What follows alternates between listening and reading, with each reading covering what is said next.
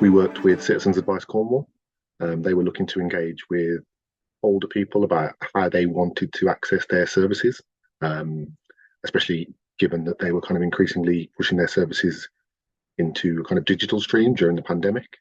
And so they wanted to engage and kind of run a survey with their previous service users about how they would want to digitally access their services going forward. And so we kind of advised them on kind of some of the insights that we have in terms of how to design surveys, how to recruit people in ways that kind of give you a good, reflective, honest kind of opinion as much as possible from kind of people answering the survey. And so they found that kind of insight in how to design surveys, how to reach people properly, quite invaluable, I think.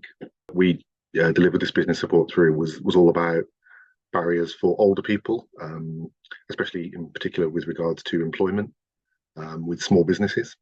And so understanding those kind of digital barriers, that was an important part of the puzzle from our point of view. And so the findings that they found through the survey, which we helped them to design, then kind of fed back to us and kind of informed our project and how we were thinking about and framing this idea of barriers for older people. So I think that there was kind of a two-way kind of exchange of ideas in that sense. But actually our skills are much more transferable than perhaps we may originally think, in the sense that we may think that we do our research in a very particular niche subject and that the techniques, skills that we have acquired to do that are only applicable in that situation. Whereas I think once you start engaging with businesses about their needs and once you start to realize that actually many of our skills are quite transferable in the sense of